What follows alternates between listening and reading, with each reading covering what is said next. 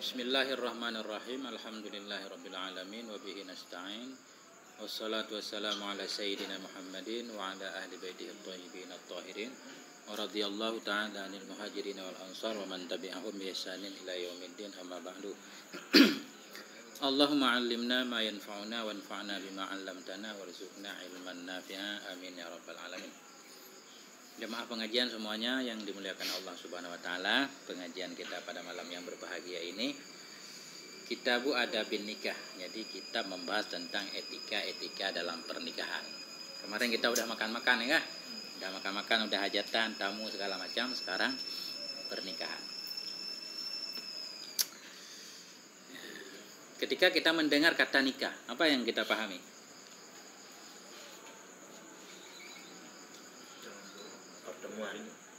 Nikah. Berarti mafhumnya kalau nikah itu bagi kita akad nikah ya. Jadi nikah itu semacam ya akad lah, ijab kabul ya. Kalau secara bahasa arti nikah itu jima.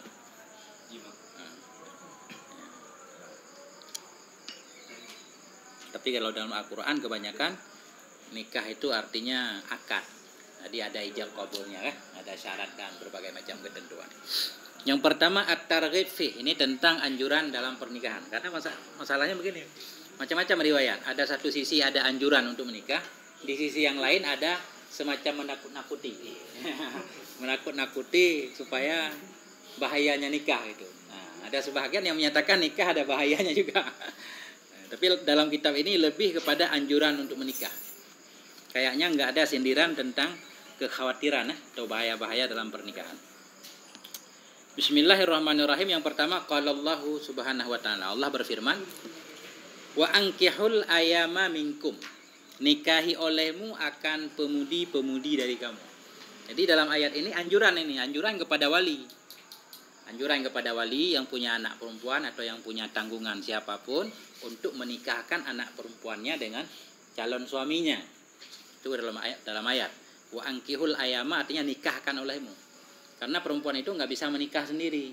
Dalam mazhab Syafi'i harus ada walinya. Nah, jadi ini perintah kepada para wali untuk menikahkan putrinya khususnya. Karena kalau putranya nanti yang menikahkan kan bukan dia, bapaknya si perempuan ya. Wa hadza amrun. Jadi dalam ayat ini kalau kita lihat sepintas ini perintah. Namun dalam Al-Quran tidak semua perintah itu artinya wajib. Tidak semua perintah itu wajib. Nah, jadi para ulama dalam memahami memang asal kata amrun, kalau setiap perintah dalam Al-Quran itu, bukan dalam Al-Quran, setiap perintah itu mengindikasikan dia wajib.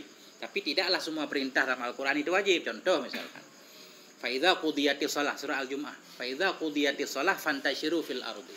Bila telah dilaksanakan salat Jumat, fantashiru, maka bertebaranlah kamu di muka bumi untuk mencari rezeki. Apakah fantashiru itu fi'il amar? Apakah mencari rezeki itu hukumnya wajib? Tidak. Artinya boleh.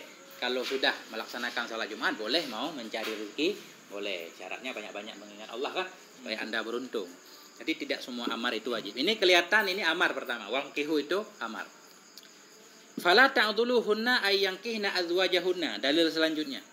Janganlah engkau larang akan mereka, para istri yang sudah cerai. Ini ada istri yang sudah cerai dari suaminya. Fala ta'dhuluhunna, maka janganlah engkau melarang mereka ayyankihna azwajahunna, untuk mereka menikahkan suami-suaminya kembali, untuk rujuk. Ini larangan kepada para wali. Jangan sampai sebahagian wali ketika putrinya misalkan atau siapapun yang menjadi tanggung jawabnya dicerai oleh suaminya, jangan sampai dilarang untuk rujuk kembali. Jangan sampai ada larangan. Karena ada sebahagian wali, karena berbagai macam kepentingan dia melarang anaknya untuk nikah kembali dengan suaminya. Tapi biasanya malah dicarikan pasangan yang lain. Jadi aturannya yang lebih baik dengan yang pertama kalau masih ada kecocokan. Kalau nggak ada itu lain masalah kan. Disinilah larangan. Wa hadza man'un minal adal wa nahyun anhu. Jadi ayat ini menunjukkan tentang larangan.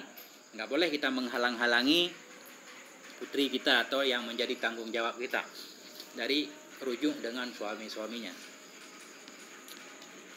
Kemudian ini masih tentang anjuran targhib, itu artinya menggemarkan kita supaya menikah. Kita lihat dulu. Wa qala ta'ala fi wasfir rusuli wa madhihim. Allah Subhanahu wa taala berfirman dalam menjelaskan tentang sifat para rasul, bagaimana Allah Subhanahu wa taala memuji para rasul dalam Al-Qur'an. Wa laqad arsalna rusulan min qablika wa ja'alna lahum azwajan wa dzurriyyah. Sungguh telah kami utus beberapa rasul sebelummu, hai Muhammad. Wa ja'alna lahum azwaja, dan kami jadikan bagi mereka itu pasangan-pasangan, wa dzurriyyah, dan keturunan. Nah, artinya dalam ayat ini Allah menjelaskan bahwa para rasul itu punya keluarga, punya istri, dan punya keturunan. Jadi fadzakara dzalika fi ma'radil intinan wa idharil fadli wa madhi awliya. Dalam ayat ini Allah menjelaskan ketika Allah mengutus para rasul, rasul itu punya keluarga dan keturunan. Ini pujian sebenarnya.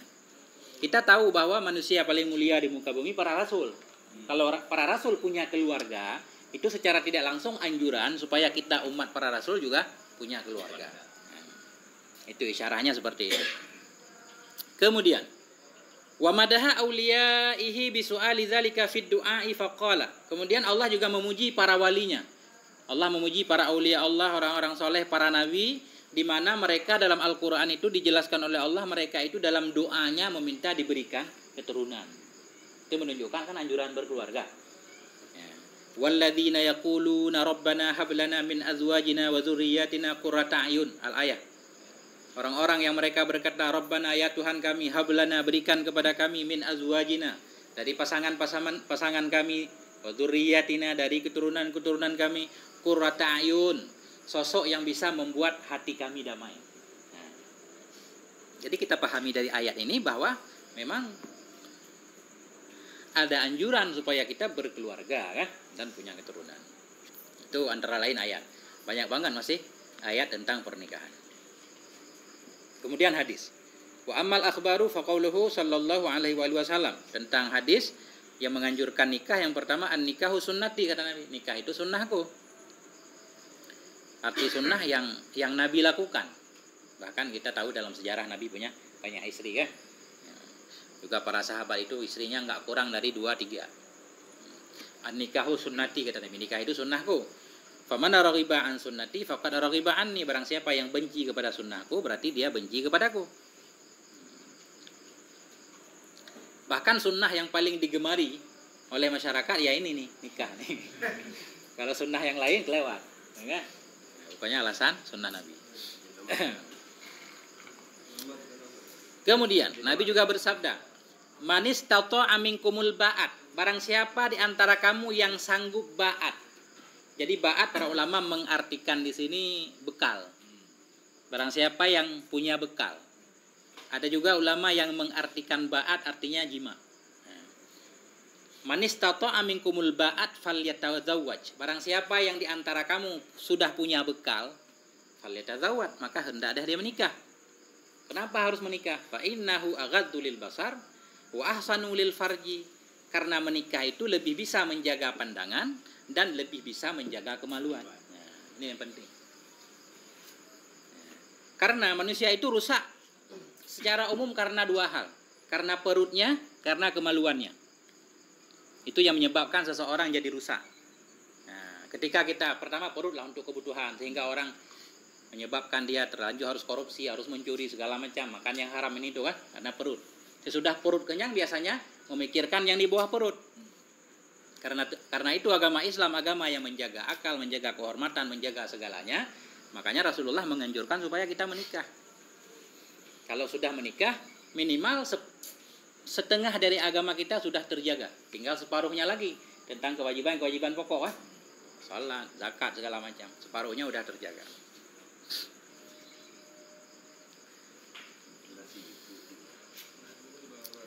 Wa man lam yastati' fa 'alaihi bisawmi fa innahu lahu wijaun. Barang siapa yang tidak sanggup, tidak punya bekal untuk menikah.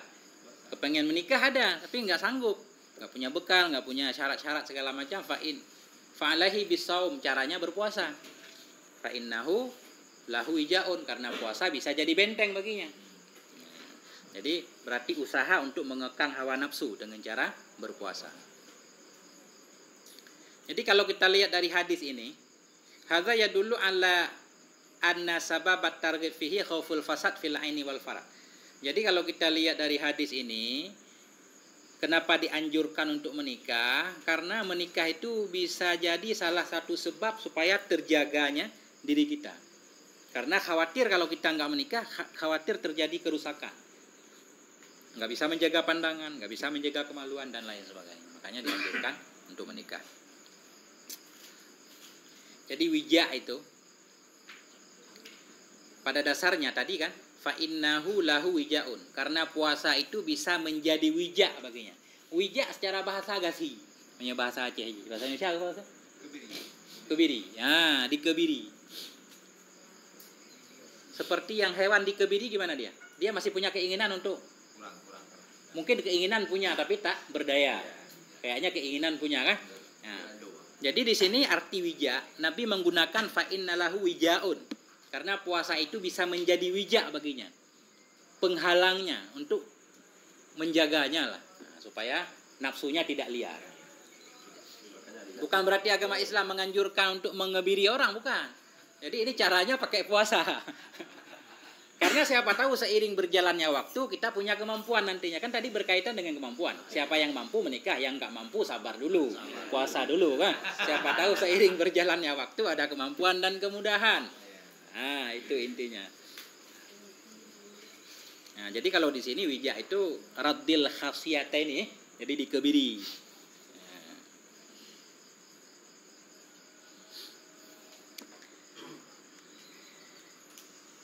Kemudian, waqala sallallahu alaihi wasallam, Nabi bersabda, "Idza atakum man tardawna dinahu wa amanatahu." Apabila datang kepadamu seseorang yang engkau ridai agamanya. Ini khusus kepada orang tua yang punya anak perempuan. Iza atakum, bila datang kepada kamu orang-orang yang engkau ridai agamanya. Datang kepadamu laki-laki yang agamanya baik, meminang anakmu. Wa amanatahu, engkau ridai keamanahannya, orangnya baik lah, soleh, ya kan? Beragama. Fadzawwijuhu, maka nikahkan olehmu akannya, segera nikahkan dengan putrimu. Illa taf'alu takun fitnatun fil ardi wa fasadun kabir. Bila engkau tidak melakukannya, maka fitnah akan terjadilah, fitnah besar dalam bumi, terjadi kerusakan yang besar. Nah, jadi orang tua ini mungkin anjuran lah, begitu anaknya dipinang kalau memang sudah sesuai. Nah, itu anjurannya untuk diterima. Dan maharnya nanti jangan mahal-mahal. Itu penting kan? Karena nggak boleh itu mahar dijadikan sebagai alat kebanggaan, kan? Tidak layak seseorang itu berbangga-bangga dengan mahalnya mahar atau tingginya mahar. Belum lagi ekonomi susah, ya kan? Ntar para cowok-cowok jadi waduh, agak menikah ini berat. Sekarang emas 1 gram 2 juta. 10 1 manyam. 27. 10 manyam. Kalau Aceh rata-rata standar 10 manyam. 27 juta. Bismillahirrahmanirrahim. Mana 3 juta? Standar murah.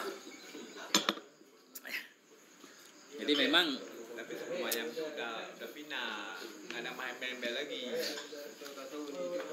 Nah, itu aja cincang-cincang. enggak, ini kita ambil pelajarannya begini, itu menunjukkan bahwa pemuda Islam itu harus rajin. Kita nggak boleh jadi kaum rebahan. Bayangin untuk nikah aja perlu mahar 27 juta, itu baru maharnya.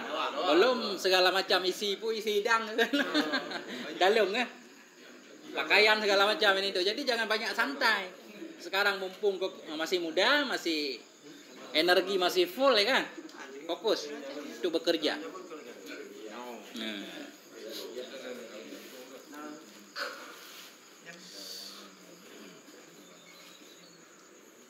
Ya, Bang cerdas. Wa hadza aidan ta'lilut targhib li khaufil fasad. Jadi kalau kita lihat hadis tadi juga alasannya supaya tidak terjadi kerusakan. Makanya ada anjuran nikah. Jadi banyak dalil-dalil tentang anjuran nikah berkaitan dengan kerusakan. Kalau orang tidak menikah gampang rusak. Ya, gampang. Nah, itu rumus haramnya.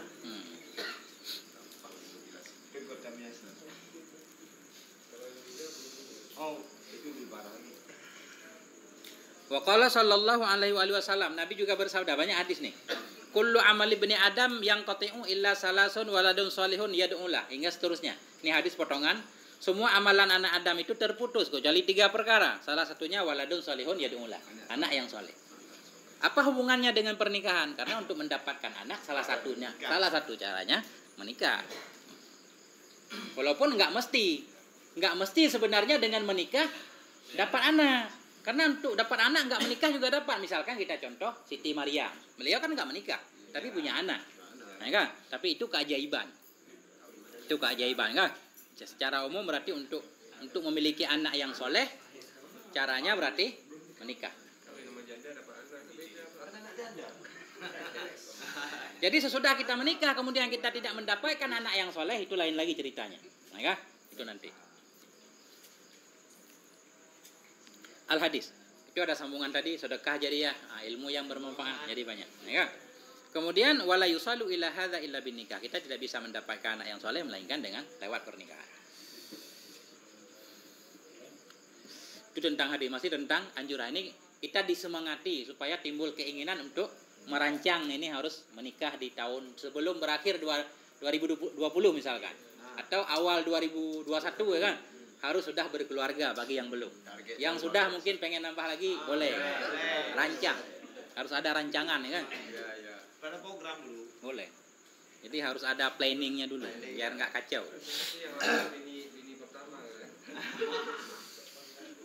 Kemudian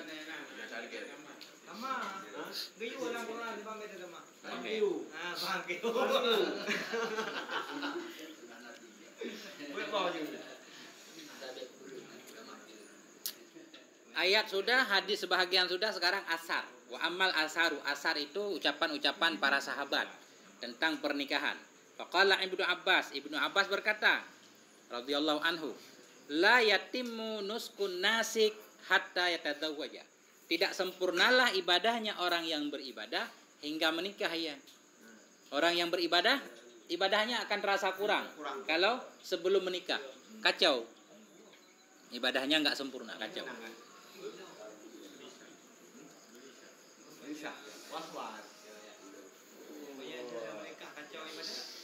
Gimana? Tambah lagi. Dia ada menikah kacau ibadah. Tambah lagi itu baru aman. Enggak, beda-beda kacaunya.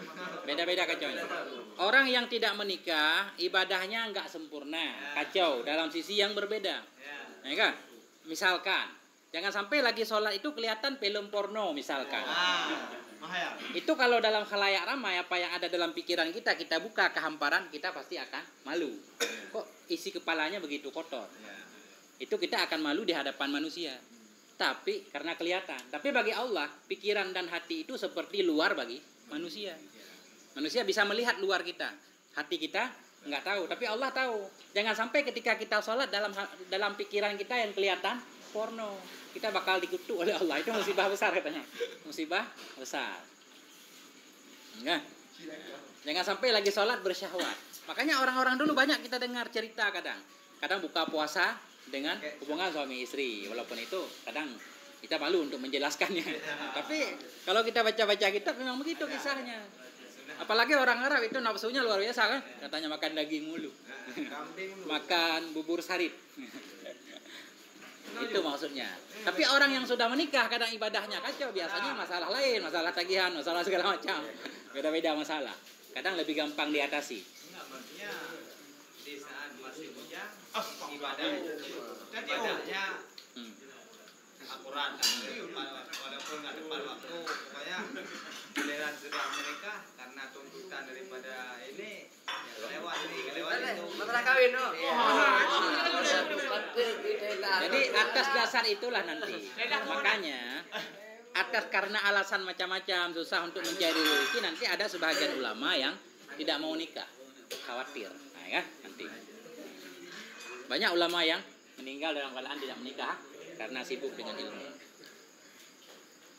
Jadi itu kata Ibnu Abbas, ya tamilu annahu ja'alahu minan nuski au tatimmatan lahu au arada annahu la yaslimu qalbuhu li ghalabati syahwa illa bitazawwuj wa la yatimmu nusuku illa bi faraghil qalbi.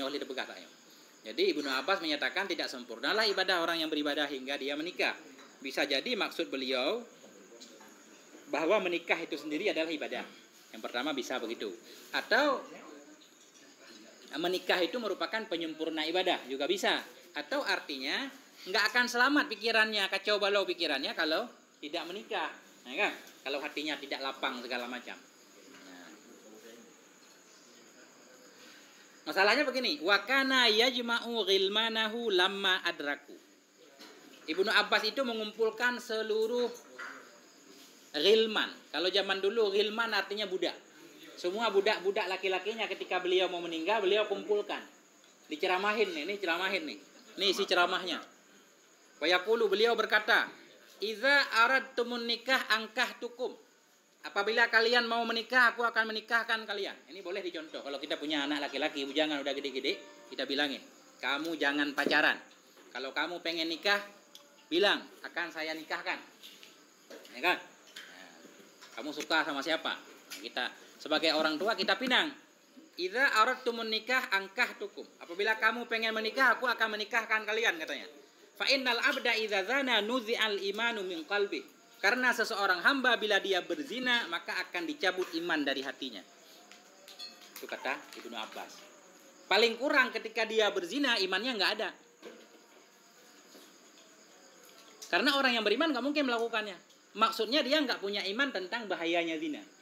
Kalau dia kayak cerita-cerita kemarin, kalau kita yakin api itu membakar, nggak mungkin kita akan menaruh tangan di atas api. Kalau orang yang meyakini zina itu berbahaya, misalkan fahisyah, nggak mungkin melakukannya. Jadi ketika dia melakukannya, imannya dicabut, kata Ibnu Abbas.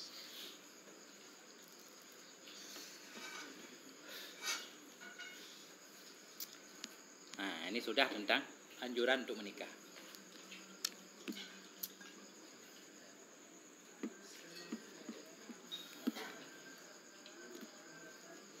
Kemudian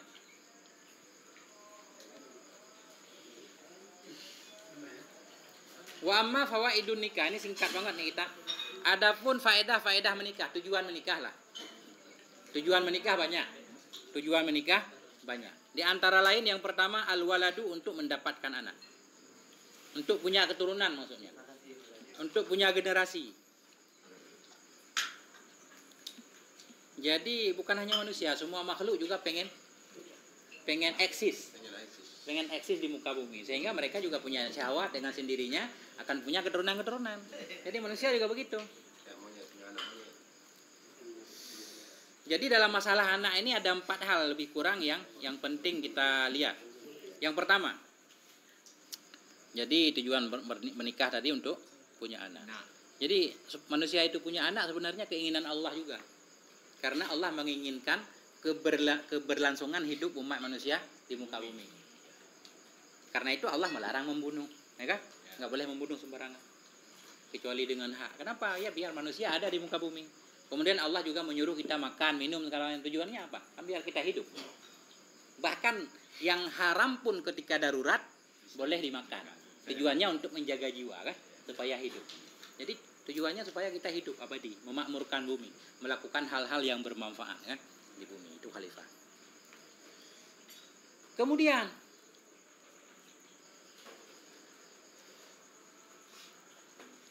jadi begini.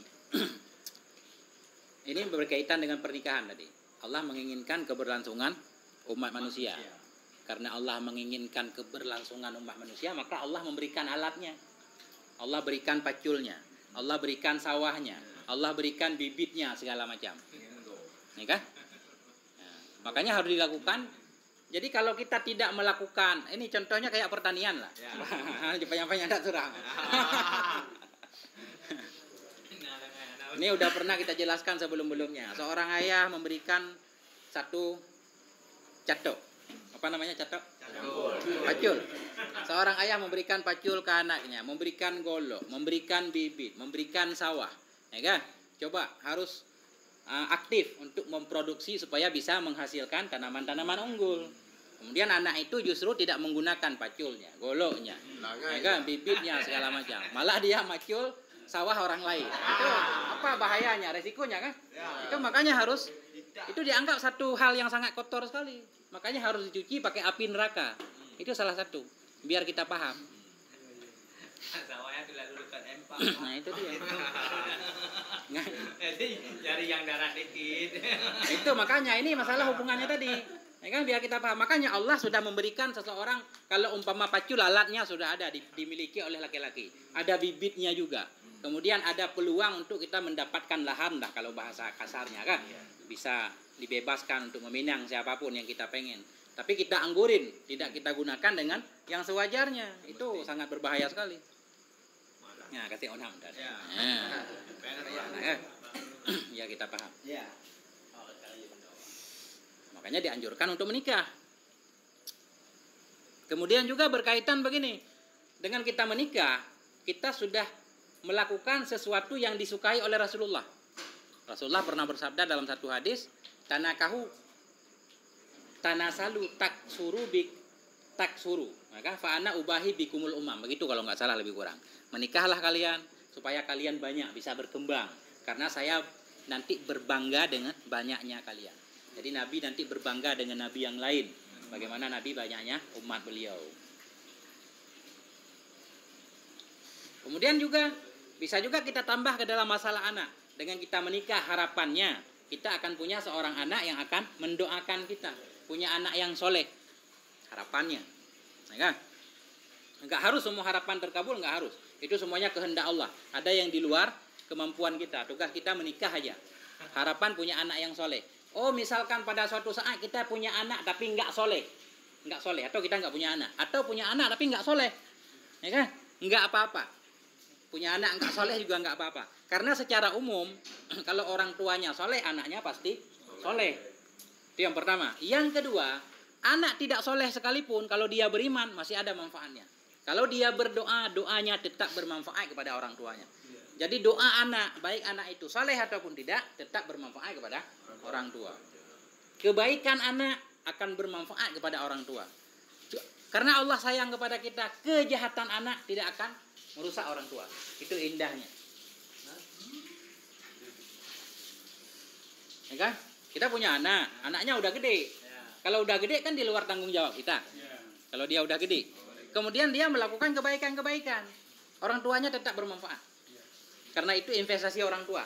Untuk adanya anak lewat orang tua. Kemudian dia melakukan kejahatan-kejahatan. Kejahatannya tidak akan dibebankan kepada orang tuanya. Selama masa hidupnya orang tua sudah mendidik sebisanya. Semampunya. Nah, itu. Itu anak laki. Laki-laki atau anak perempuan? Anak perempuan. Anak perempuan bukannya sebelum dinikahkan masih tanggung jawab orang tua? Iya, tanggung jawab kita. Secara umum nafkahnya semuanya ditanggung lah. Cuma kalau dia buat kesalahan, Nah, kan itu kalau kita udah mengontrol sebisanya masih juga lolos ya kan? Nah, itu ya bukan tanggung orang tua lah. Jadi orang tua tidak menanggung dosa anak. Ada kecuali, memang ada S dan K. Ada syarat dan ketentuan. Karena banyak juga kita dengar nanti ketika orang tua dipanggil masuk surga dihalang oleh anaknya kan? Jangan dulu kan gitu ceramahnya. Jangan dulu. Ini orang tua dulu lalai. Tidak mengajarkan saya dengan baik segala macam ya. Berarti itu karena keteledoran orang tua. Nah, itu tuntut, ya kan? Anak jadi.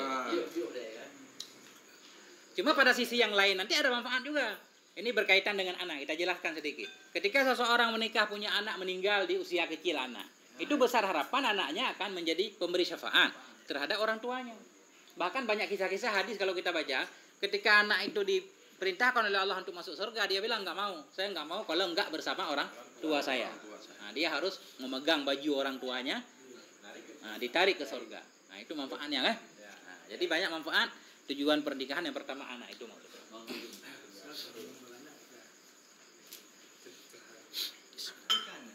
Itu penting ada. kan OTW ya sebetulnya hanya yang ngubur menikah menolong orang tua dia kira. Tapi hana orang tua, hana orang Cino yang ane pengen menikah ya.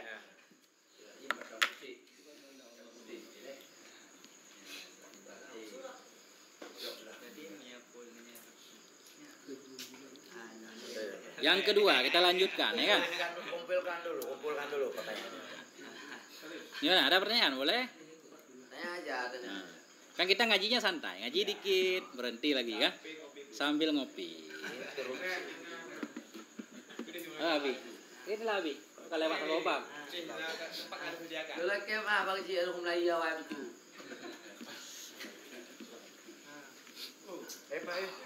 Abang jadi di sana. Nak baca nak pasti yang grab ya. Nak cu. Yo lah.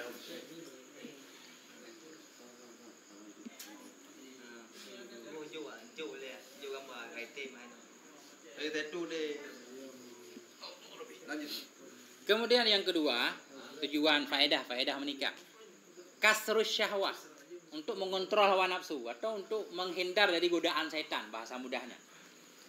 Karena salah satu peluang terhadap setan untuk menjerumus kita anak Adam, lebih-lebih laki atau perempuan juga sama aja, lewat hawa nafsu tadi. Ya kan? Di mana laki-laki suka kepada perempuan, perempuan suka kepada laki-laki. Itu peluang terbesar bagi setan untuk menjerumuskan kita anak manusia. Nah, ini. Yang I godaan, yang I B ya.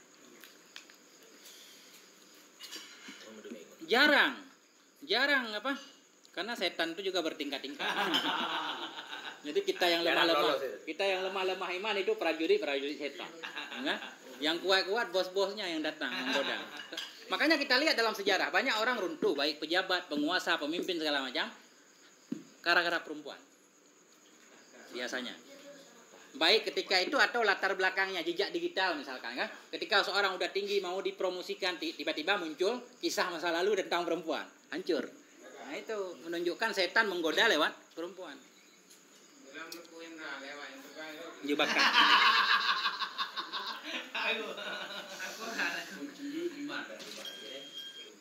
Jadi kan, ini memiat Aceh di kapal. Jadi salah satu faedah nikah bukannya kan kasrus syahwah, untuk mengendalikan syahwat. Karena itu pengaruh. Banyak kata-kata para ulama sering kita dengar dalam bahasa Arab. Idza qama dzakara rajul fadzahaba sulusa akli. Bila nafsu seseorang sudah bahasa agamanya bahasa terangnya. Kalau zakar laki-laki sudah bangun, itu hilang 2/3 akalnya. Kadang dia suka tidak bisa mengendalikan diri, bahasa terangnya. Itu peluang setan untuk menggoda. Nah, ya kan? Kalaupun dia bisa mengontrolkan diri, katakanlah imannya kuat, bisa menahan diri, berpuasa, menjaga pandangan segala macam. Namun hatinya tidak akan terbebas daripada berbagai macam pikiran-pikiran. Bayang-bayang itu akan selalu datang. Makanya kembali lagi anjuran untuk menikah. Nggak bisa. Bisalah kita mengendalikan diri karena rasa malu, merasa terhormat segala macam kan, takut dicela oleh orang ini itu bla bla bla. Nah, tapi hatinya siapa yang tahu pikiran kita? Bahkan salah satu tafsir firman Allah dalam surat Al-Falaq, wa min syarri ghasikin idza ghasaq. Wa min syarri ghasikin idza ghasaq. Itu ada ulama yang mengartikan kita berlindung kepada Allah daripada berdirinya kemaluan laki-laki. Ada yang mengartikan seperti itu. Walaupun itu tafsir yang tidak umum. Nah. Itu kerja setan. Menggoda kita lewat nafsu syahwat. Bahkan sesudah kita berkeluarga, setan juga masih menggoda untuk menghancurkan keluarga kan gitu. Sering mungkin kita dengar bahwa setan itu membuat tahtanya di atas air. Kemudian dia di atas laut lah, menyebarkan pasukannya ke muka bumi. Siapa yang paling bisa mengacau, memecahkan keutuhan satu keluarga kan, itu yang paling tinggi pangkatnya. Sering kita dengar. Nah itu, jadi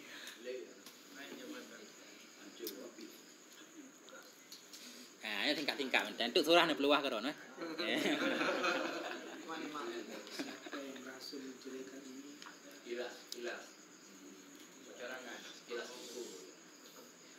Kemudian ada juga ayat khuliqal insanu dha'ifa. Sering kita dengar. Manusia itu diciptakan dalam keadaan lemah. Ada juga ulama yang mengartikan lemah kemampuannya dalam mengendalikan dirinya. Dia tidak bisa menahan diri dari godaan hawa nafsu. Banyak. Kalau kita mau baca ayat banyak.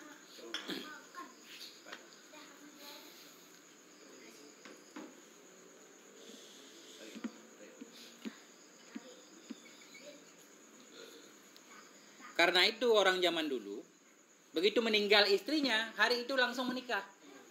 Kalau kita sekarang jadi celaan kadang. Kok masih kuburnya masih apa? Masih basah. Belum kering. Nah, orang zaman dulu prakteknya begitu. Begitu meninggal istrinya, langsung menikah. Kalau ditanya kenapa cepat banget, saya nggak mau tidur sendiri, nggak mau jadi bujangan. Paling kurang esok hari, walaupun nggak langsung hari ini, esok hari, ya kan? Ya. Ada yang sekali menikah 2 langsung. Tapi rata-rata biasanya orang menikah ketika istri pertamanya nggak ada. Rata-rata praktek seperti itu. Nabi menikah banyak ketika istri pertama meninggal. Sayyidina Ali juga menikah banyak ketika Sayyidatina Fatimah meninggal. Banyak praktek seperti itu.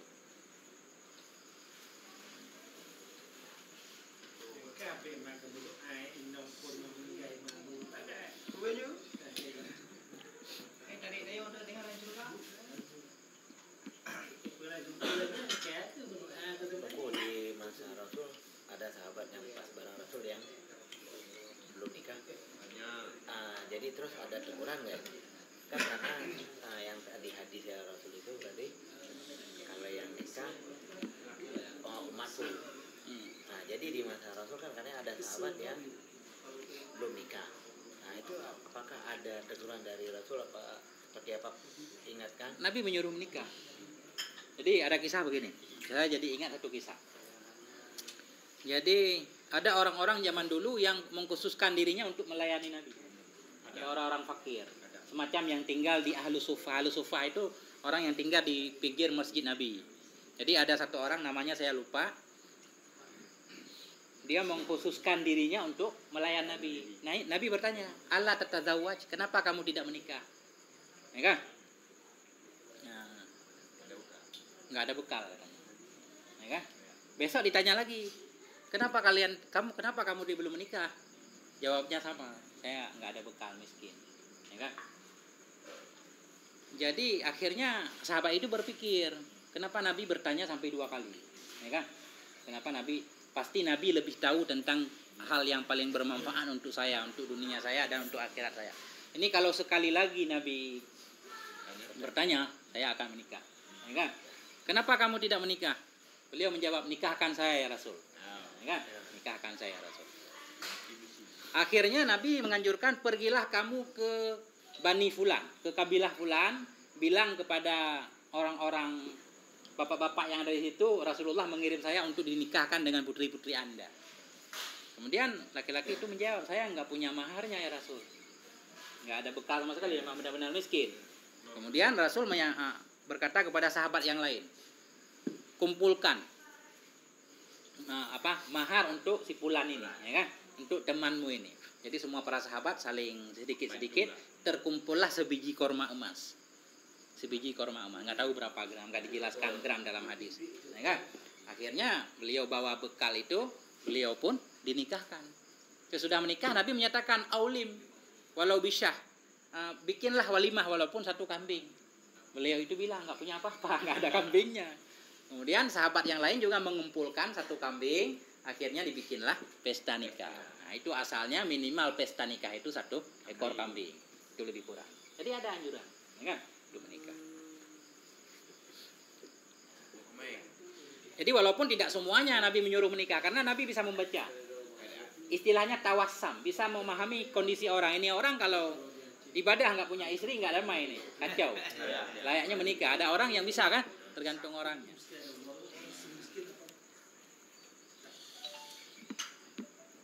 Kemudian yang ketiga tadbirul manzil kalau di sini. Faedah menikah yang ketiga di sini untuk mengatur kehidupan rumah tangga. Karena begini, di rumah tangga itu banyak hal yang harus kita lakukan. Kalau bahasa sekarang harus ada yang masak, harus ada yang ngurus sana, harus ada macam-macam. Yang cuci gelas, cuci piring, nyapu rumah segala macam kan.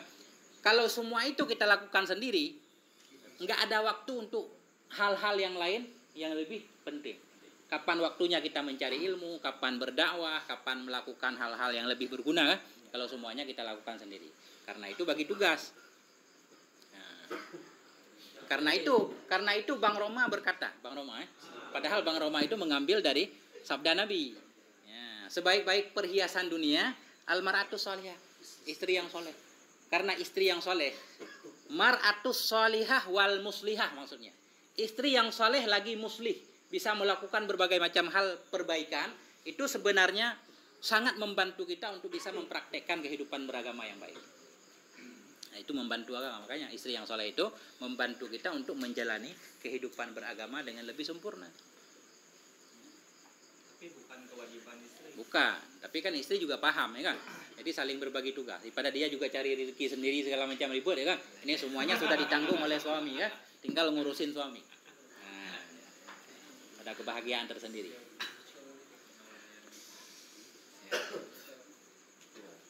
Siap. Nah.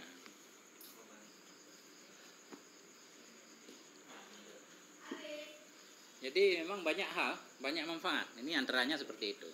Dan jikalaupun bukan karena tujuan menikah tadi supaya kita bisa membina rumah tangga, kalau bukan itu tujuannya, mungkin orang tidak mau berkeluarga, ribut. Banyak hal yang harus kita lakukan itu kan, harus sabar, harus macam-macam. Tapi karena ada tujuan yang lebih besar, maka hal-hal yang itu bisa diatasi bersama. Nah, bahan cerita aja. Kemudian wakasratul asyirah untuk memperbanyak keluarga, memperbanyak penolong kita. Jadi gini, atau kita nggak punya saudara merasa lemah, apalagi orang zaman dulu hidup berkabilah-kabilah, ya kan? Jadi setiap kabilah itu akan membela kabilahnya masing-masing. Karena itu kita perlu banyak saudara dan keluarga. Makanya sekarang juga ada namanya dinasti ya kan? Jadi semua pengen mempertahankan keluarganya masing-masing.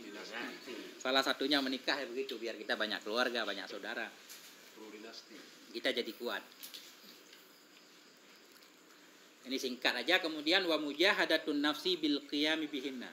Kemudian untuk melatih jiwa kita dalam melaksanakan hak-hak istri tadi. Istri juga melatih untuk bisa melaksanakan hak-hak suami. Suami juga sebagai latihan. Menikah itu kan negara kecil.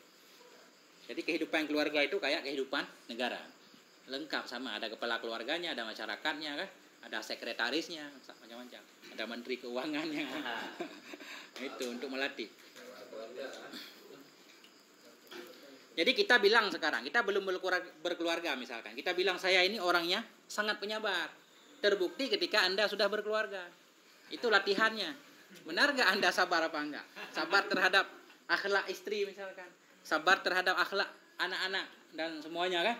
Begitu juga istri, dia bilang sangat penyabar. Ketika ketemu suami yang akhlaknya macam-macam. Sanggup enggak dia bersabar? Ini sebagai ajang latihan keluarga. Ajang latihan. Nah ini yang penting. Sabar.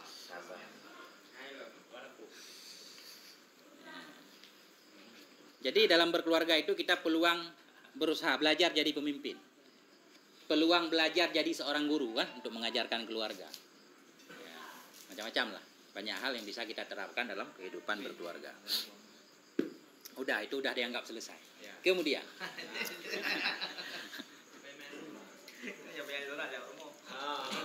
Kemudian mayura'a min ahwalil mar'ah, hal-hal yang perlu diperhatikan dari keadaan perempuan. Ini perempuan yang mau dipinang oleh abang-abang, oleh abang-abang yang pengen nikah. Nah, ini keadaan perempuan yang perlu diperhatikan.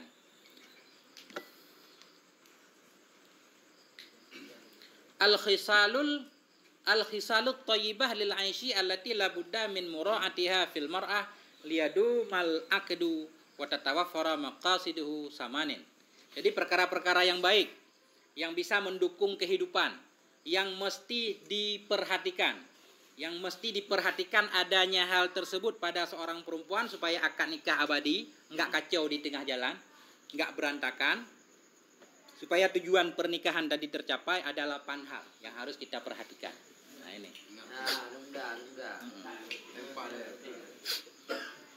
Yang pertama langsung, ini singkat-singkat nanti penjelasan.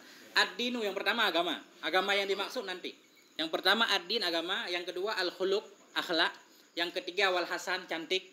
Perempuan juga perlu memperhatikan ganteng, perlu itu. Jadi pertama memperhatikan, ini dua sisi ini, perempuan dan laki-laki. Mas sayang ini jamaah kita laki-laki doang, nggak ada perempuan, nggak apa-apa. Yang pertama agama, yang kedua akhlak, yang ketiga hasan ganteng dan cantik. Yang keempat khifatul mahri, murahnya biaya, ringan maharnya. Kemudian wal wiladah, ini tingkatan kelima, subur, calon istri subur. Wal bikarah, kemudian perawan. Kemudian wan nasab, keturunan. Kemudian wa alla takuna qarabatan qaribah, dan bukan karabat dekat. Nah, ada berapa? agama, akhlak, hasan, cantik ganteng, biayanya murah, kemudian subur, kemudian perawan, kemudian nasabnya baik, kemudian bukan kerabat yang dekat. 8. Kita lihat satu-satu.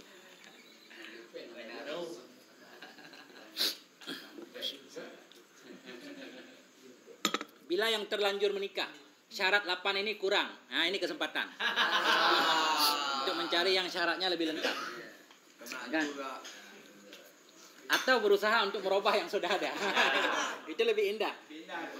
Pulsa ya, binatakannya. Nah, ya, binatakannya. Al-ula antakuna salihatan zata dinen. Yang pertama tadi, perempuan yang mau dipinang itu salihah. Salihah zata dinen, mempunyai agama. Bukan maksud beragama di sini harus orang Islam. Memang harus orang Islam. Maksud beragama di sini bukan dia beragama Islam doang, bukan. Tetapi orang yang mengamalkan agamanya, itu maksudnya. Jadi perempuan yang dipinang itu perempuan yang mengamalkan agamanya, yang solehah. Nah, bukan hanya sekedar namanya Muslim. Salehahnya benar atau pakai bah? Semuanya. Jadi saleh namanya, solehah namanya misalkan. Soleh juga kelakuannya. Jadi yang dilihat bukan hanya rajin sholatnya, bukan hanya rajin puasanya, tetapi ya lebih kepada ini amal akhlaknya nanti. Nah, etikanya. Nah, tapi masalah etika ada pembahasan selanjutnya. Ini yang pertama dulu berarti dia seorang yang solehah, beragama Muslim. Nah, jadi di Indonesia juga Muslim harus menikah dengan Muslimah, kan? Nggak boleh beda agama. Fahadah wal aslu, ini dasar banget. Wabihi yang bagi ayyaka al i'tina, dan karena kesalehannya itu. Kesalehan maksudnya kesaleha. Kita bahasanya biasa kesalehan ya, tapi perempuan maksudnya. Laki-laki juga begitu. Jadi ini merupakan pokok. Kesalehan itu mestinya jadi perhatian utama. Nah, jadi maksud saleh di sini kuat agamanya. Nggak gampang tergoda. Kalau orang yang kuat keyakinannya, nggak mudah digoda. Ya. Fa innaha in kanat dha'ifatad din fi siyanati nafsiha wa farjiha azarrat bi zawjiha wa sawadat bainan nasi wajhaha. Karena perempuan bila dia lemah agamanya dalam menjaga dirinya, menjaga kemaluannya, dia bisa mengacaukan kehidupan suaminya juga. Tadinya suami tujuan menikah untuk damai, hidup lebih damai, sesudah menikah malah hidup lebih kacau. Wa sawadat bainan nas wajahu. Muka suami jadi hitam, maksudnya malu, kehidupannya jadi malu, kacau. Istrinya begini segala macam kan, jadi omongan orang. Jadi bagaimana kehidupan jadi tambah kacau balau. Tadinya lebih aman, lebih mudah menjaga diri kalau belum menikah. Sudah menikah kalau salah pilih, kacau balau. Ya, Mbak cerita aja nah.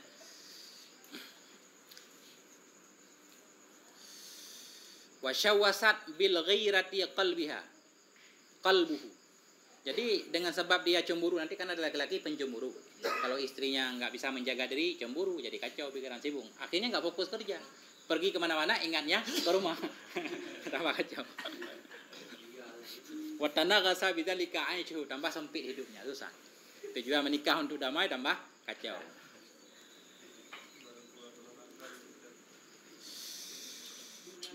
Wa in salaka sabilal hamiyah wal ghirah lam yadhal fi bala'in. Jadi untuk mengurus istrinya tadi yang tidak bisa menjaga diri, misalkan dia menerapkan hal yang agak keras, ya kan? Cemburu, jadi tambah banyak masalahnya. Ribut, ya kan? Ribut. Itu bagi laki-laki doang. Bagi laki-laki. Suami juga sama sebenarnya. Makanya istri nanti juga berlaku kepada seorang perempuan apa yang berlaku kepada seorang suami. Kalau suami memilihnya yang beragama, istri juga memilihnya laki-laki yang beragama. Wa in salaka sabila tasahul kana mutahawinan bidinihi wa irdihi wa mansuban ila qillatil hamiyah wal anfa. Jadi kalau dia menyepelekan, membiarkan misalkan istrinya misalkan nggak bisa menjaga diri, dibiarkanlah, terserahlah mau pergi kemana segala macam. Jadi itu dianggap orang yang memudah-mudahkan, meremehkan agama. Agama agak ketat di bidang ini kan. Kalau dia membiarkan dianggap meringan-ringankan dengan agamanya, menyepelekan agamanya, menyepelekan kehormatannya. Nanti orang juga akan ngomong kepada dia, ini orang ini enggak beragama, enggak perhatian, enggak ada kecemburuan sama sekali. terlalu cemburu jadi masalah, nggak cemburu juga masalah. Itu akibat istri yang tidak solehah tadi. Kan cemburu karena kaya. Jembur. Kayak cemburuannya ada yang cerita. Jembur berlebihan setan. Nah, ini masalah tadi lemah agama, tidak bisa menjaga diri. Wa in kanat fasidatad din bistihlaki malihi aw biwajhin akhara lam yadal aisyu musyawwashan ma'ahu. Jikalau perempuan tadi rusak bukan rusak agamanya, rusak agama misalkan hidupnya terlalu boros. Ada orang-orang tertentu yang suka biistihlaki malihi, menghancurkan hartanya, nggak bisa ngontrol. Pokoknya dia merasa kalau ada duit di tas itu duit suami semua. Padahal kadang suami dagang misalkan, duit orang dia nggak paham. Misal ya kan? Nah, ada yang rusak agamanya dengan sebab terlalu boros. Nah, nggak bisa menjaga harta suaminya atau karena hal lain. Itu kehidupan suami juga kacau, pusing pikiran. Kan sekarang kita sering lihat di sinetron-sinetron, suami tinggal kasih kartu kredit ke istri belanja sebebasnya, ya kan? Tahu-tahunya tagihannya udah meledak, pusing suami. Kadang-kadang rumahnya harus disegel, mobilnya juga, rumahnya disita, bank segala macam, itu kan tambah kacau ini maksudnya. Nah ini. Pengalaman. Dia kurang curang. Karo. Nah, Namanya untuk pelaga ada, ada masalah, ada batasnya. Artinya begini, dandanan istri kan sesuai dengan kemampuan suami. Ada batasnya. Ini ceritanya keterlaluan. Kebelakang. Nah, mestinya jajan sebulan 12 juta misalkan. Misalkan kan, jajan istri sebulan 12 juta. Ini dia menghabisi 25 juta, kan di luar kemampuan suami. Pusing suaminya, perusahaannya bangkrut, stres dia. Tujuannya tadi menikah untuk kemajuan. Kacau. Ya, lagi bawa 5 Mekah. Nggak masalah. Sesuai yang kita yang. Ada dia. Ya. Fa in sakata walam yungkirhu. Misalkan suami diam, bersabar, dia mempraktekkan kesabaran, tidak mengingkari kelakuan istri. Misalkan, karena syarikan fil maksiyah. Berarti suami ikut maksiat juga. Kalau di bab pertama tadi, istri sembarangan, mana-mana segala macam jadi omongan orang. Ya kan? Nah, jadi kita diam aja. Jadi masalah kan? Kita ikut menanggung akibatnya. Syarikan fil maksiyah. Mukhalifan liqaulihi ta'ala. Kita jadi ikut maksiat, menyalahi firman Allah. Allah menyuruh kita, ku anfusakum wa ahlikum nara. Jagalah dirimu dan keluargamu. Kita nggak mampu menjaga keluarga karena tadi dia bandel mungkin. Makanya kita harus milih-milih supaya agak ringan tugas. Ini tugasnya berat. Ku anfusakum, jagalah dirimu dan keluargamu. Ini mesti orang ini mesti anak agar kejagaan kan dosa tanggung lekok. Iyalah, karena itu tanggung jawab. Kalau istri tanggungan suami.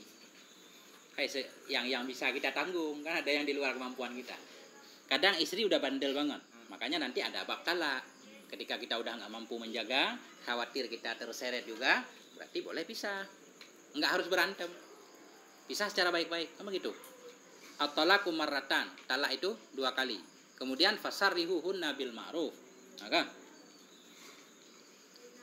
kemudian lepaskan mereka dengan cara baik-baik. Jadi dalam Islam itu untuk bercerai itu nggak harus berantem dulu. Kalau kita kira-kira nggak akur, visinya udah beda, visi sebelum menikah sama. Begitu sudah menikah visinya satu ke timur, satu ke barat, nggak bisa diterapkan. Musyawarah lagi, berarti kita harus berpisah. Ya kan? Nah itu cari jalan terbaik. Nggak harus. Biasanya kalau sinetron itu pukul istri dulu biar dia minta talak, baru ditalak. Nggak harus begitu dalam Islam. Secara baik-baik. Nah, jadi bukan harus berantem dulu. Supaya ketika ketemu besok tetap masih biasa aja. Walaupun bagaimana itu pernah dicintai kan gitu.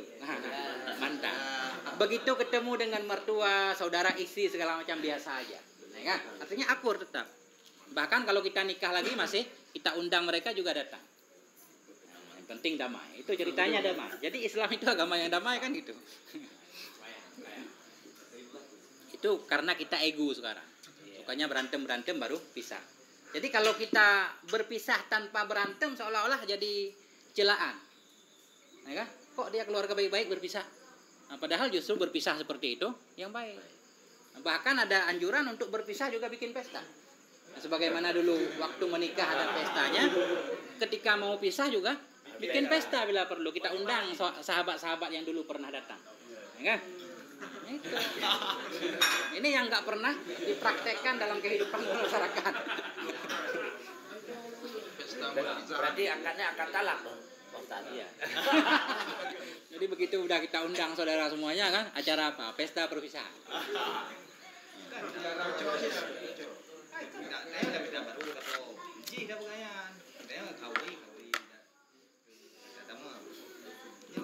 Itu tambahan, nggak dijelaskan dalam kitab. Jangan salah paham. Undang-undang perikanan.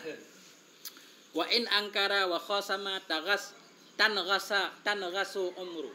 Jadi begini, kalau pilihan tadi enggak soleh. Jadi kan, kalau pilihan tadi enggak soleh, kemudian dia melakukan banyak pelanggaran, kita setiap hari sibuk nguruskan itu mulu, ngurus keluarga, habis usia kita, habis umur kita untuk ngurus itu. Padahal masih banyak hal lain yang harus kita selesaikan. Makanya dari awal kita dianjurkan memilih yang baik kalau ketemu, sesuai dengan kita sendiri, ya kan? Supaya umur kita nggak habis untuk ngurusin istri.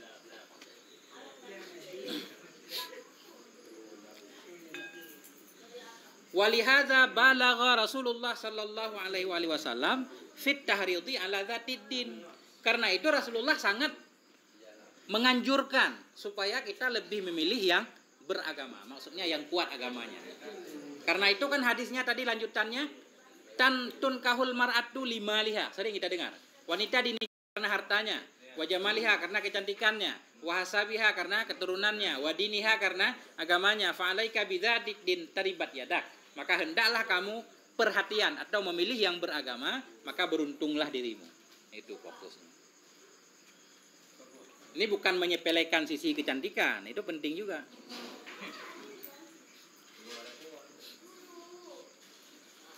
Yang pertama tadi masalah agama, kuat agamanya, nggak gampang tergoda. Itu masalah agama, nggak gampang digoda oleh orang lain.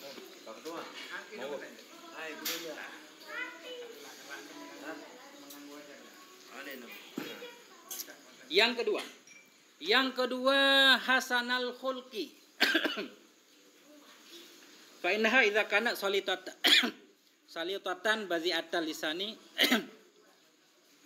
kafiratan lin ni'ami kana dhararu minha aksaru minan nafi. Yang kedua bagus akhlak.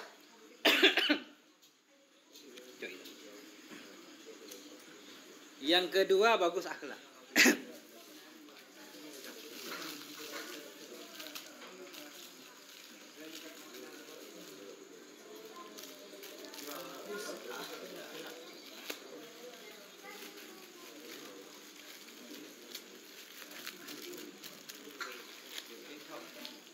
Kita plus. Oke.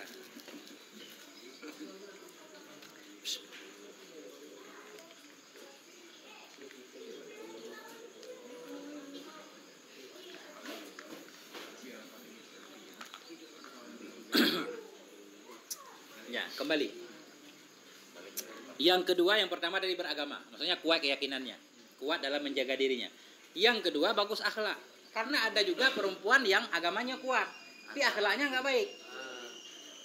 Kalau ngomongnya tajam, menyakitkan, bu bahasa itu, lidahnya tajam. Itu maksudnya salitatan bazi'atal lisan. Kalau ngomong nyakitin mulu, tapi rajin sholat, semuanya rajin, kuat, nggak mempan. Kalau ada yang menggoda, nggak mempan. Tapi lidahnya tajam banget, menyakitin. Nah itu makanya perlu. Ya kan? Jadi di samping tadi beragama, akhlaknya baik, bisa menjaga lidah. Karena kalau lidahnya tajam, kasar segala macam, kafiratal lin ni'am, suka kufur nikmat, nggak pernah merasa apa? Cukup. Merasa selalu tidak kebaikan suami. Selalu merasa suami nggak pernah berbuat baik. Suami udah berusaha semaksimal mungkin, katanya ini kasih sayang kurang, semuanya kurang. Nah itu kafiratan lin ni'am, ya kan? Kufur nikmat. Kufur nikmat. Nah. Pokoknya hanadi lah, tapi enggak tak lihat hanadi. Nah. Jadi kalau perempuan itu kasar, lidahnya tajam, kemudian suka kufur nikmat, itu mudaratnya lebih besar daripada manfaatnya. Mudaratnya lebih besar daripada manfaatnya. Wah, itu dia. Jadi makanya kita juga harus cari yang lembut lah. Kemudian sudah pun kita berusaha, kemudian kita sudah terlanjur menikah, kita sudah menikah. Terjadilah apa yang terjadi. Itulah kesempatan untuk mempraktekkan kesabaran. Nah, itu. Wasabru ala lisanin nisa mimma yumtahnu bihil auliya. Jadi sabar terhadap lidahnya perempuan itu termasuk ujian para waliullah. Banyak para waliullah, para nabi diuji dengan wanita. Makanya kita lihat kisah Nabi Lut, istrinya penjahat, istri Nabi Soleh, misalkan kan, Nabi Lut, Nabi Soleh itu provokator. Padahal itu di bawah kendali seorang nabi. Justru memprovokasi orang lain, umatnya. Begitu malaikat datang ke rumah Nabi Lut, malaikat menyerupai pemuda, ya kan? Kemudian istri-istri beliau memberikan pengumuman kepada pemuda-pemuda yang lain. Ada apa namanya? Nalawan Pak. Ya. Nah, itu. Jadi justru masyarakat datang. Kan umat itu homo kan? Itu. Jadi para nabi itu, para waliullah ujian memang. Mereka diuji akhlaknya dengan lisan perempuan. Jadi banyak juga kisah-kisahnya. Ketika ditanyakan misalkan, kenapa Anda tidak menceraikan istri Anda? Ditanyakan kepada para ulama. Padahal akhlaknya sangat jelek, lidahnya sangat tajam segala macam. Itu ulama itu menjawab, kalau saya ceraikan dia, kasihan laki-laki yang lain. Kalau dia nikah dengan orang lain, kasihan dia, bukan kasihan laki-laki lain. Kasihan ini perempuan. Kalau sama saya mungkin saya sabar, bisa menahan diri. Kalau ketemu suami yang lain, yang enggak sepenyabar saya, habis dia digoreng. Nah itu, jadi begitulah ujian para waliullah. Maka mereka enggak terlalu masalah lah kan, enggak apa-apa. Sabar ya, walaupun dia omelin tiap hari, sabar. Jurus sabar luar biasa. Fasabrun jamil kata Nabi Yakub. Allahu Akbar. Jadi kita latihan lah bersabar.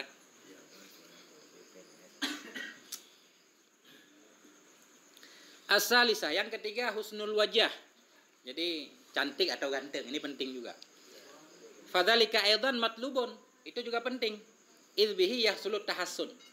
Karena dengan ganteng dan cantik juga biasanya kita bisa jadi menjaga diri. Ya kan? Tidak kepengen yang lain-lain, kayak cerita tadi. Karena wattabi'atu la yaktafi bid-damimah ghaliban. Karena tabiat manusia secara normal, secara alami dia tidak cukup dengan yang jelek. Nah, jadi tapi masalah cantik kan relatif. Tergantung yang memandang. Nah, kita memandang istri kita pasti lebih cantik daripada yang lain. Tapi ada standarnya. Kecantikan tetap ada standarnya. Jadi, ya kan? Ada orang-orang tertentu yang menurut semua orang dia cantik. Kan ada.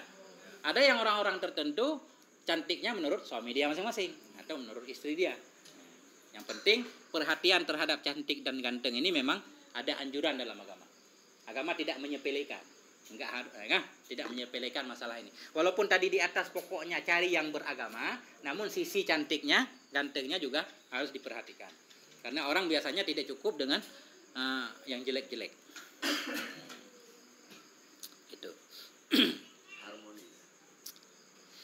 Wa man nakalnahu minal hasi 'aladdin laisa zajran ana ri'ayatil jamali.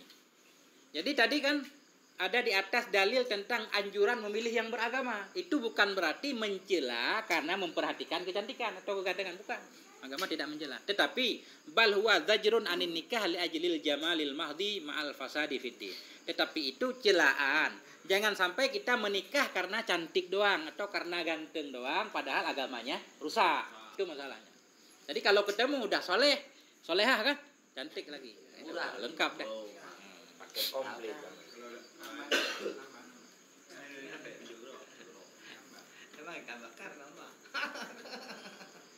Ya, jadi bukan berarti menyepelekan kecantikan karena begini. Fa innal jamala wahdahu fi ghalibil amri yurghabu fin nikah wa yuhawwinu amraddin.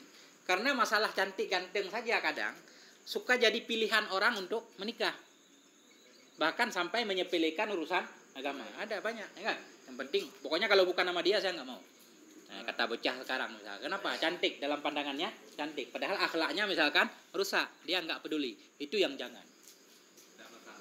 Ya. Karena awal-awal ya aman, tapi masalahnya akan muncul seiring berjalannya waktu. Di awal-awal semuanya damai lah. Nah, itu setahun 2 tahun normal biasanya. Begitu tahun ketiga, keempat, kelima masalah mulai muncul kalau istri tidak penyabar. Bahaya. Gimana? Bahaya. Bahaya. Efek ukur hak aja ya.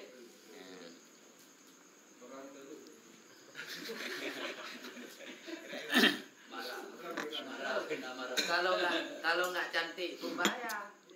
Pas 5 tahun 6 tahun. Melirik yang lain. Bawa pasar. Standar udah.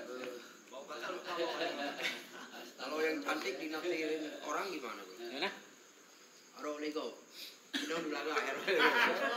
Ya, napa pun benar agama nggak bisa menjaga diri. Kita jaga banget. Benar agama benar. Ben yang gua umpah. Upay kok. Itu juga bahayanya. Kalau kita memilihnya karena cantik doang, dia nggak beragama, susah untuk kita jaga. Kita kan nggak bisa selalu menjaga, banyak tugas di luar. Ketika kita nggak ada, diambil orang. Dia mudah digoda oleh orang lain karena nggak kuat agamanya. Itu salah satunya.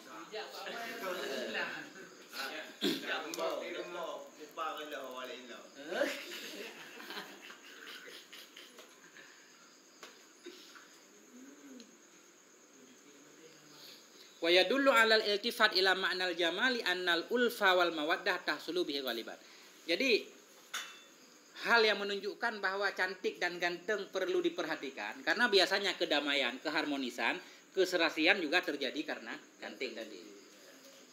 Betah di rumah ceritanya, ya kan? Nah, kalau kenyang judul sih. Man saya gitu bi, ya, tapi nak proyek bukannya nak proyek.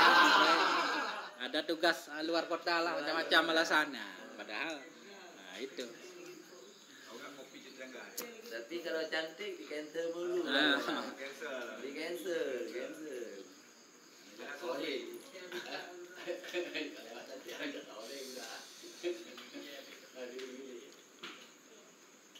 Wakat nadaba syar'u ila mura'ati asbabil ulfah. Walidzalik istahabban nadhra faqala. Tadi ganteng cantik itu pengaruh untuk keharmonisan satu keluarga. Ya kan? Karena itu agama menganjurkan untuk perlu memperhatikan hal-hal yang bisa membuat damai dalam keluarga. Salah satunya agama membolehkan melihat calon istri ketika kita mau menikah. Kan itu salah satu alasan, ya kan?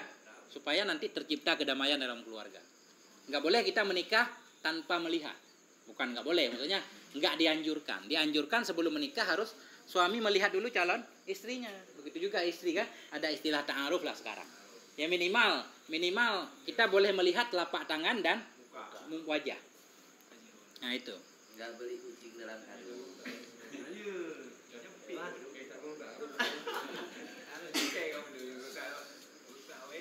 Karena itu Nabi berkata, "Idza auqa'allahu fi nafsi ahadikum mimra'atin." Apabila auqa'allah menjatuhkan oleh Allah dalam diri kamu. Maksudnya Allah membuat diri kamu menyukai kepada seseorang. Mimra'atin dari seorang perempuan. Falyandur ilaiha, maka hendaklah dia melihat kepada perempuan tersebut. Fa innahu ahra ayyudama bainahuma, ayyulafa bainahuma. Karena itu lebih besar harapan untuk bisa membuat dia abadi kehidupan keduanya. Makanya agama membolehkan untuk melihat muka perempuan dan telapak tangan. Minimal muka bisa mencerminkan kecantikan. Kalau mukanya cantik, itu dulu nggak tahu sekarang ya. Kacau juga. Biasanya muka itu mewakili yang lain. Kalau mukanya cantik, kalau dilihat menarik, berarti insya Allah yang lain menarik. Nah, kan? Kemudian juga Sekarang enggak kayaknya. tahu sekarang banyak pon, soalnya banyak pon. Apalagi lewat foto ada kamera sekian. Kacau. Minimal bisa diacak. Ya. Banyak kacau orang-orang kenalan di Facebook, habis nikah kabur. Oh, itu yang parah. Nah, HP Oppo lagi. Udah. Lewat. Ya ini pulang aku. Muka geli ya. Anjir. Tapi ada sesuatu. Itu nah cara-cara. Ada mulia juga. Jadi kan boleh melihat muka dan tangan. Jadi muka mewakili kecantikan, tangan mewakili kelembutan biasanya. Ya, kalau tangannya lembut insya Allah lembut. Rusak. Ayah. Bayang. Uji coba. Wa kana ba'dul wari'in la yunkihuna qara'imahum illa ba'dan nadri ihtiradan minal ghurur. Jadi ada sebagian orang-orang yang dahulu, bahkan orang sekarang juga begitu. Mereka tidak akan mau menikahkan anak-anak mereka. Nah, baik anak laki-laki atau anak perempuan lah, sehingga harus ada saling melihat dulu. Melihat.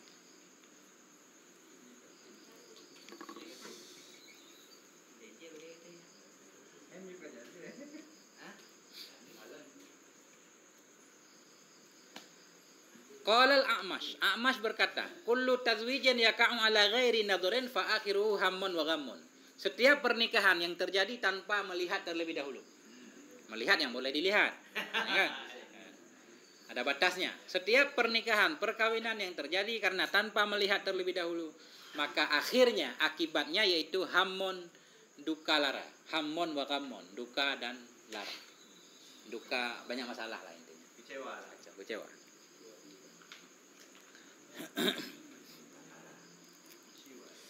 Ya, maksudnya ada batasnya. Minimal sebenarnya bukan hanya mengenal wajahnya, pemikiran juga perlu dikenal. Tapi nggak tahu, ini nggak ada pembahasan. Kadang kan misi visi perlu. Jadi kan kita menikah bukan hanya untuk tubuhnya, ya kan? Apalagi kita sudah tua, bukan karena tubuh, lebih kepada teman bicara segala macam, biar nyambung. Nah, makanya kadang perlu juga saling mengenal, tukar pikiran, visinya, pikirannya bagaimana kan? Nah, kalau enggak kacau. Itu. Kita punya istri, curhatnya ke orang lain nanti akibatnya. Atau begitu juga istri punya suami kan, karena enggak enggak nyambung, dia curhatnya ke orang lain, kan kacau. Itu masalahnya. Makanya perlu. Gitu. Nah, bukan hanya masalah badan tadi kan, wajah bukan. Waruya anna rajulan tazawwaja ahla ahdi Umar radhiyallahu anhu. Ada cerita satu ini diriwayatkan seorang laki-laki menikah pada masa Sayyidina Umar. Wa kana kat khasoba. Jadi beliau itu sudah menyemir rambutnya. Ini laki-laki ini kisahnya. Orangnya udah tua, rambutnya disemir. Kelihatan gagah hitam. Fanasala khadabuhu fasta'ada alaihi ahlu mar'atin ila Umar. Jadi tiba-tiba pudar. Mungkin catnya kurang bagus. Jadi rambutnya pudar, kelihatan ubannya. Ya. Jadi keluarga perempuan itu datang kepada Sayyidina Umar protes. Nah, ini kacau ini, bagaimana ini?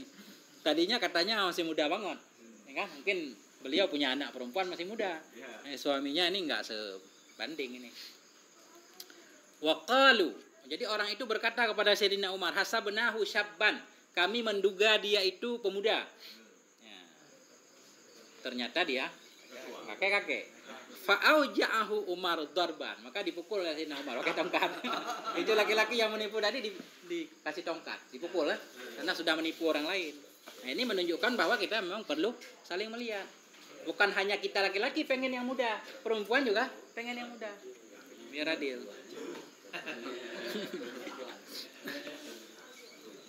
Ini masih ada. Qala Sayyidina Umar berkata, gharartal qauma, engkau telah menipu masyarakat. Bahaya. Jadi wal ghururu yaka'u fil jamali wal khuluqi jami'an. Karena tertipu itu bisa terjadi pada kecantikan juga pada akhlak. Itu penting. Ya kan? Jadi semuanya bisa dipoles. Makanya kita perlu kadang mengetahui dulu. Kadang-kadang ketika kita pengen minang seorang perempuan, kan kita tanya sama keluarganya. Pasti keluarganya bilang, wah akhlaknya luar biasa nih. Orangnya soleh banget kan? Taunya nanti enggak. Makanya kita jangan buru-buru. Tanya dulu ke tetangganya atau teman-temannya yang bisa dipercaya.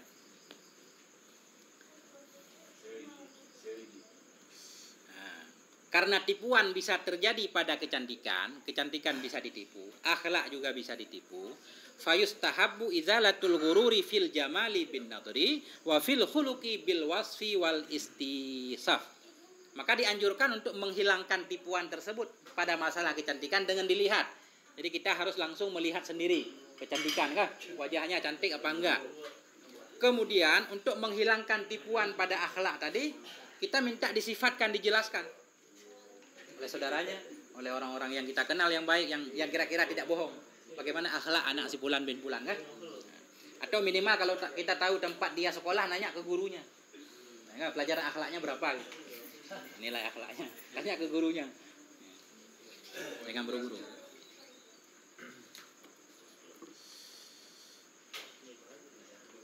Oh ini ada. Wala yustausafu fi akhlaqiha wa jamaliha illa man huwa basirun sadiqun khabirun bidh-dhahiri wal batin la yamilu ilaiha fayufarritu fi sana' wa la yahsuduha fayaksuru. Dan janganlah kita minta disifati tentang akhlak dan kecantikannya. Ketika kita pengen tahu akhlak si fulan itu bagaimana, kecantikan si fulan itu bagaimana, jangan tanya melainkan kepada orang-orang yang dia itu basirun sadiqun, orang yang tentunya bisa melihat maksudnya. Kemudian dia sadik, jujur, khabir bil tahir wal batin, tahu tahir batin tentang kelakuan calon tadi, baik calon laki-laki atau calon perempuan. Kita tanyakan kepada orang yang bisa dipercaya, yang nggak mungkin bohong kira-kira. Ya milu ilaiha fayufarid, bukan orang yang sayang kepadanya, terlalu sayang sehingga dia menjelaskannya berlebihan. Oh luar biasa itu kalau dalam pandangan saya sama dia akhlaknya pokoknya mantap lah, 100 lah kan, atau minimal paling kurang 90 katanya. Jangan juga kita tanya kepada orang yang iri kepadanya. Ada orang-orang yang iri supaya nikahnya gagal nggak jadi, dia justru menjelek-jelekkannya. Pokoknya kita harus ambil tengah, adil. Ya kan? Kalau salah nanya ini sih kalau sekarang udah mudah kita pahami, ya kan? Jadi banyak ceritanya, dia nggak pengen. Ini anak tetangga udah ada jodoh, kita belum, ya kan? Pokoknya diprovokasi lah segala macam, ini jahat ini itu. Nah.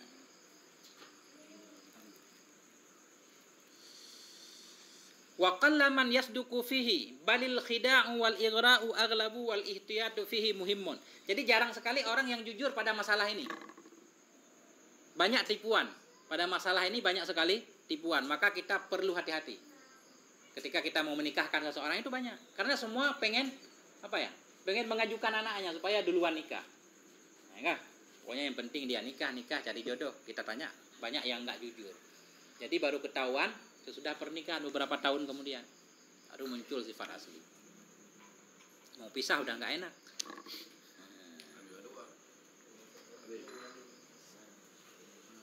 Apa dong Kabi?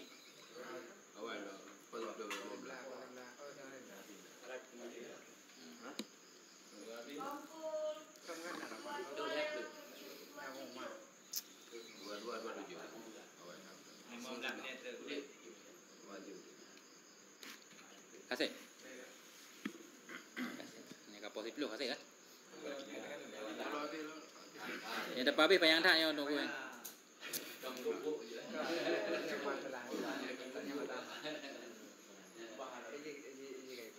Banyak nama banyak nama tinggal.